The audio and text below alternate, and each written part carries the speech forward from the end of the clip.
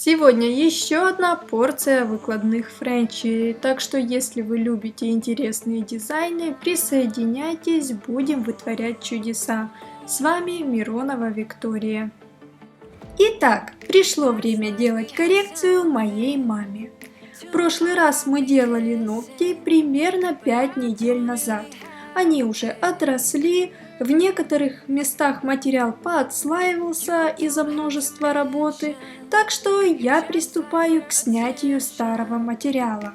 Делаю это, как всегда, твердосплавной фрезой с черным маркером. Скорость вращения фрезы 35 тысяч оборотов. Это максимальные обороты, которые выдает мой аппарат. У меня обычный аппарат Marathon 3.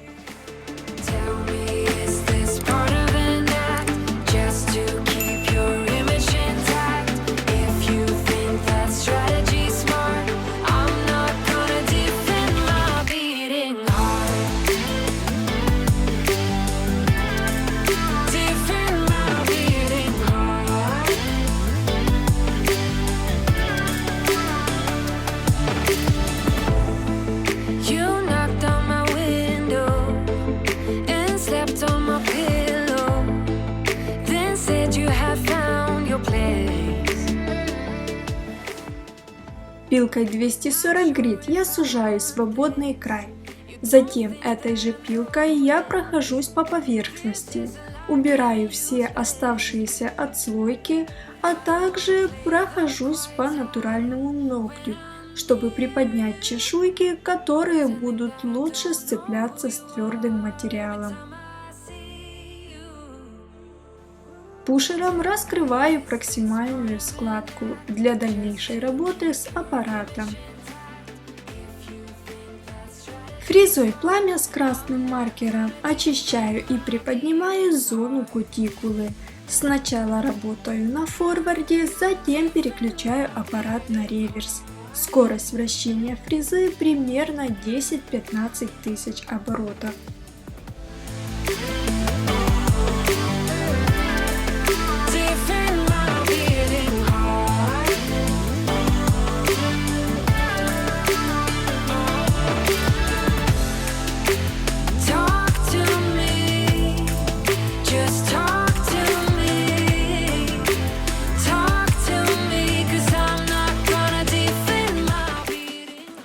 Когда ногтевая пластина полностью чистая, я наношу вспомогательные жидкости. Изначально это дегидратор, а когда он полностью испарился, я наношу бескислотный праймер.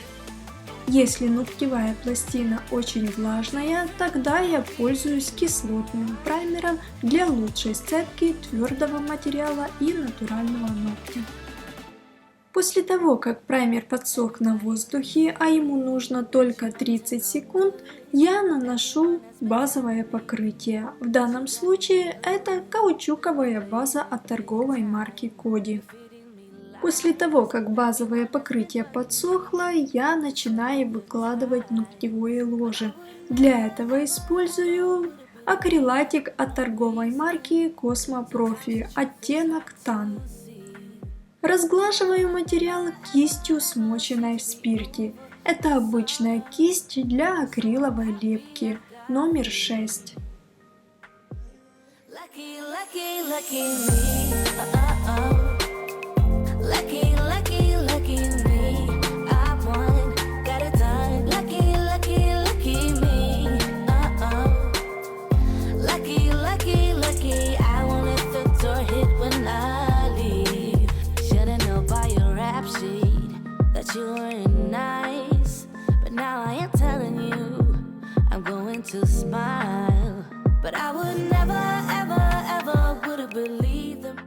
После того, как материал полностью заполимеризовался в лампе, я пилкой 150 грит делаю четкую линию улыбки, завожу пилку в усы, а также хорошо ее прижимаю к ногтевому ложе, чтобы край был четким. Сейчас на видео сбоку вы увидите, что некоторые ногти у мамы достаточно клюют вниз, поэтому сейчас нужно выложить большое количество материала на свободный край. чтобы сделать ногти более ровнее и изящнее.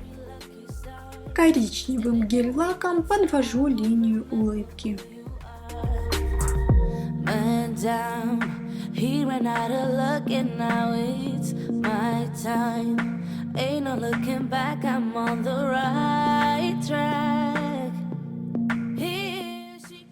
Итак, делаю первый замес. К прозрачному гелю добавляю небольшую каплю витражных красок коричневого цвета. Тщательно все перемешиваю и добавляю мелкие блесточки. Выкладываю этот замес на свободный край безымянного пальца правой руки.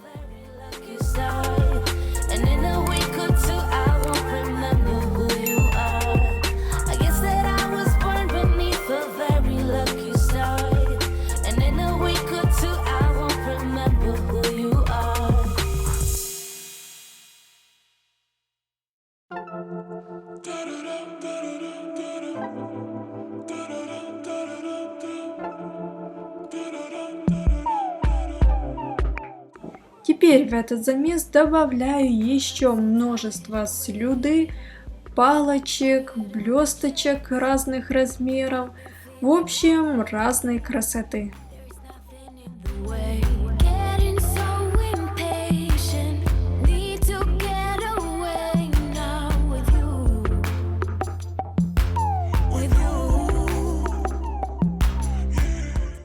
Теперь вот этот красивенный нереальный замес выкладываю на свободный край.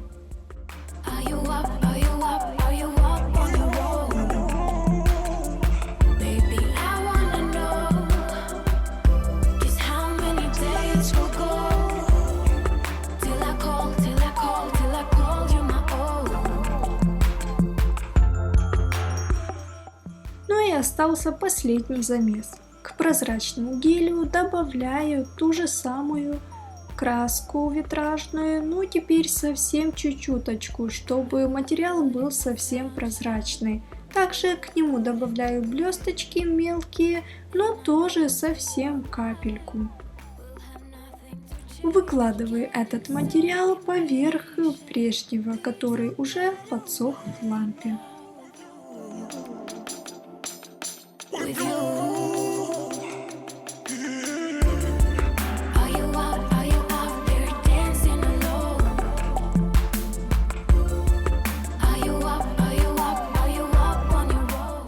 Когда материал полностью высох, я приступаю к выпилу натурального ногтя из-под смоделированного. Также этим я убираю весь лишний материал и приподнимаю клюющий ноготь.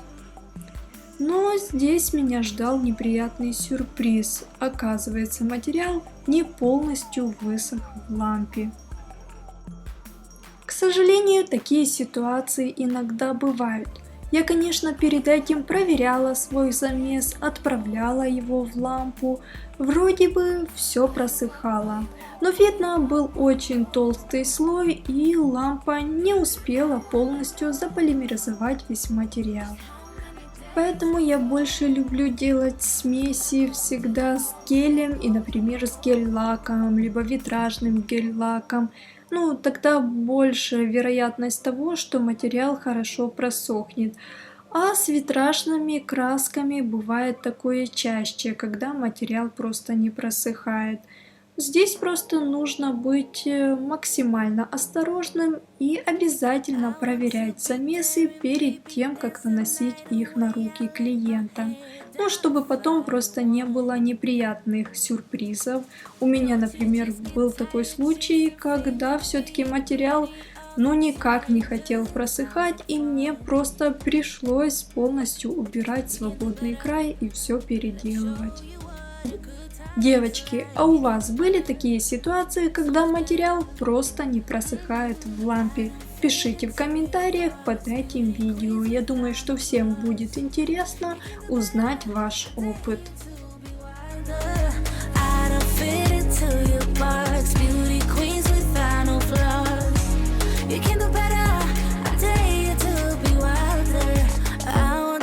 Silly baby, dance the night away. kick my shoes off if I want. Когда поверхностный опил завершен, а для этого я использую пилку 180 грит, я смело уже приступаю к выпилу остатков натурального ногтя из-под смоделированного. Для этого использую тонкую керамическую фрезу.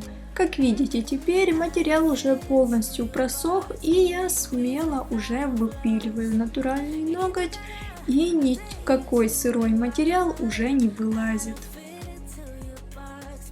Ножницами срезаю кутикулу.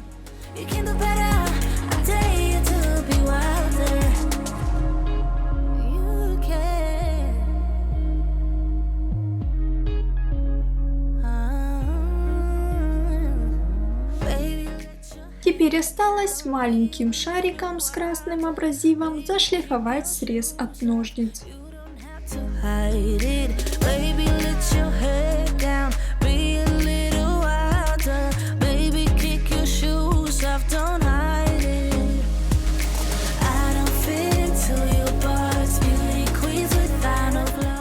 Ну и конечно, теперь перекрываю ногти топом без липкости. Сегодня использую топ от торговой марки Uno.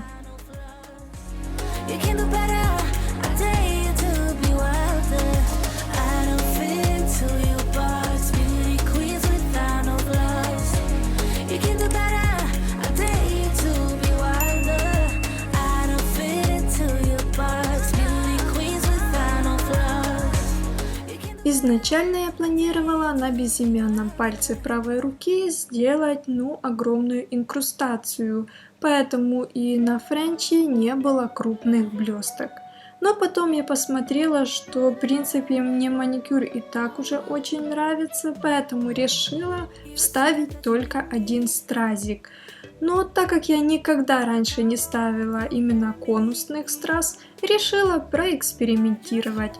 Для этого взяла тонкую керамическую фрезу, которую использую для выпила натурального ногтя из-под смоделированного.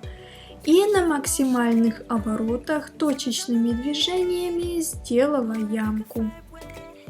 Закрепляю камушек с помощью базы для гель-лака. Устанавливаю камушек, хорошенько его прижимаю и отправляю ручку в лампу, чтобы он закрепился. Затем беру тонкую кисть, смоченную в топе без липкости, и обвожу камушек, чтобы он хорошо закрепился. Вот такой результат у нас сегодня получился. Жаль, что камера не передает весь блеск наших красивенных переливов, но, по-моему, и так очень все красиво. Пишите в комментариях, как вам такой результат. Мне очень всегда важное ваше мнение. С вами была я, Миронова Виктория.